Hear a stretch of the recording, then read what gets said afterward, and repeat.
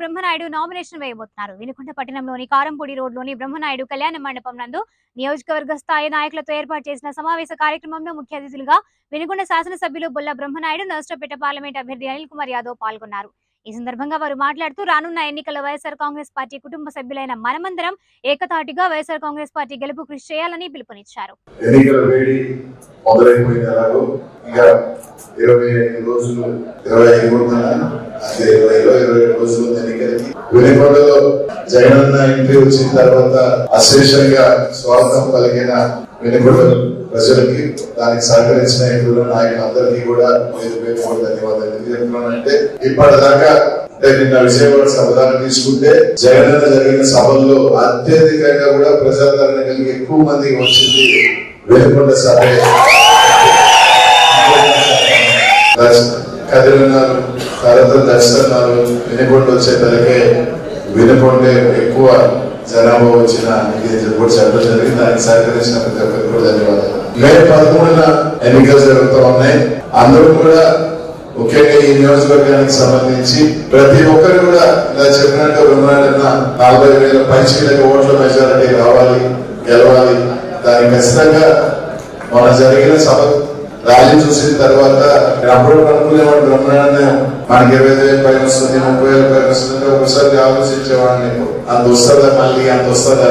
కానీ మొన్న జగన్ సభ చూసిన తర్వాత ఖచ్చితంగా పోయినసారి కన్నా కూడా ఈసారి ఎక్కువ వచ్చే అవకాశం ఈ ప్రాంతాల్లో ఉంది.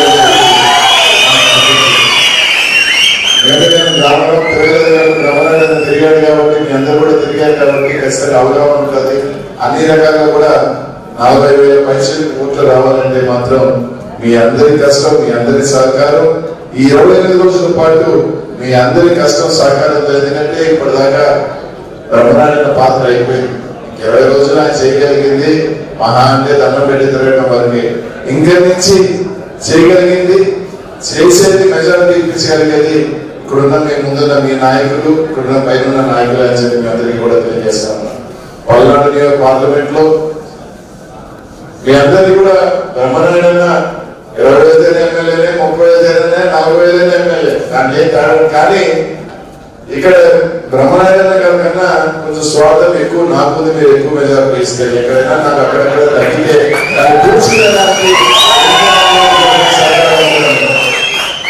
ఎందుకంటే ఎక్కువ ఓట్ల మెజారిటీ వచ్చే ఆస్కారం ఉన్న నియోజకవర్గాలలో ప్రప్రదంగా వెనుకొండ నియోజకవర్గం.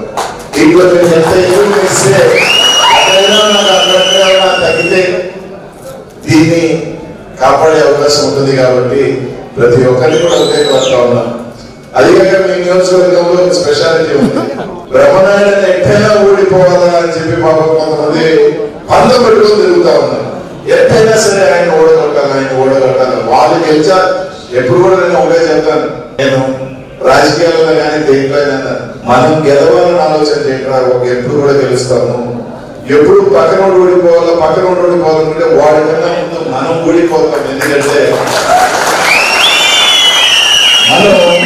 మన గెలుపు మీద దృష్టి వదిలిపడడానికి వాడి మీద వాడి గురించి ఎక్కువ మాట్లాడతాం, మనం వదిలేస్తాం. కాబట్టి మనం గెలవాలా, మనం ఎక్కువ మెజారిటీ రావాలని కసితో పనిచేసామనుకో అది ఒక మంచి అభిప్రాయంతో పనిచేసినట్టు, అది ఒక పాజిటివ్ గా పోయినట్టు. అలా కాకుండా మనని వదిలేసి వాడి గురించి ఆలోచన చేస్తా మనం పోతాం ముందు, వాడికన్నా ముందు. అదే చంద్రబాబు విలువల్లో కూడా వాళ్ళ ఎన్నికలు వదిలిపోతున్నారు. పాపం బ్రహ్మనాయుడు వాళ్ళు గుర్తుకుంటా ఉన్నారు. బ్రహ్మనాయుడు ఎలాంటి మెజారిటీ పెంచుకోవాలని కసితో ముందుకు వెళ్తా ఉన్నాడు. తప్పకుండా మీ అందరి ఆశస్సులు తీరంతో తప్పకుండా మరోసారి పోయిన మెజారిటీ దాటి మంచి శాసనసభ్యుడు. అందరికీ నేను 7 నియోజకవర్గాల్లో కూడా తెలియదు. మాట కట్టుగా ఉండాలి, గట్టిగా ఉండాలి, కానీ మనసు మాత్రం మంచిది. చాలా మంది అనుకుంటారు మెత్తగా ఉంటారు, కామ్గా ఉంటారు, కానీ ఎనర్జీ కూర్చిపోతారు. కట్టుగా ఉన్నా, ఇంటిగా ఉన్నా, లోపల ఏమి ఉండదు. ఏదైనా ఉంటే అక్కడికి ఏదైనా అట్లాంటి వ్యక్తి తప్పకుండా రానున్న రోజుల్లో ఇంకా కూడా వెనుకొండ ప్రాంతాన్ని అభివృద్ధి చేసుకునే దానికి కూడా మంచి ఆస్కారం ఉంది.